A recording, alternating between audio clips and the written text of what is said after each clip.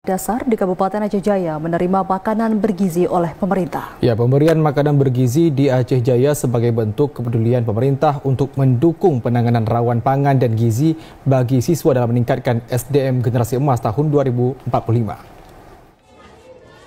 Para siswa di 3 sekolah dasar lingkup Dinas Pendidikan Aceh Jaya mendapatkan makanan tambahan bergizi dari pemerintah. Gerakan pemberian makanan tambahan bergizi itu dinamai dengan Gerakan Edukasi dan Pemberian Pangan Bergizi untuk Siswa atau Jenius.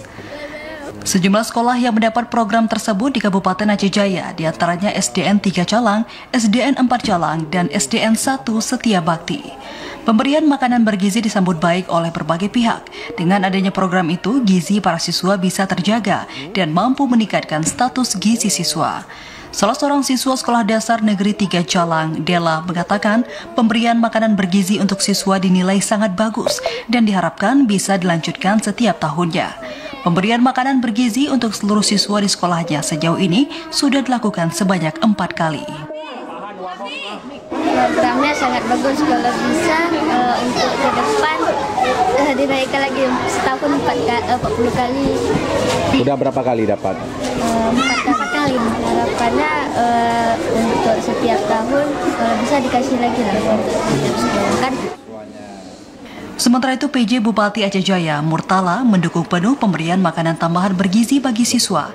Hal ini dikarenakan Aceh Jaya menjadi salah satu dari sejumlah kabupaten di Aceh yang menjadi sasaran perhatian pemerintah.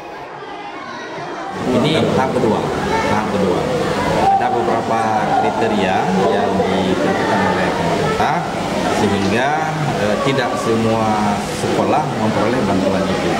Di antaranya saya memperoleh informasi lokasi sekolah yang kategori di desa tersebut merupakan desa rawan pangan, sehingga itu menjadi salah satu indikator kenapa sekolah itu memperoleh program Jenius. Dengan adanya program ini, semua siswa di Aceh Jaya dapat mengkonsumsi makanan bergizi sehingga diharapkan ke depan akan tumbuh siswa yang cerdas dan pintar. Dari Aceh Jaya, Musliadi, TVRI Aceh melaporkan. Dari informasi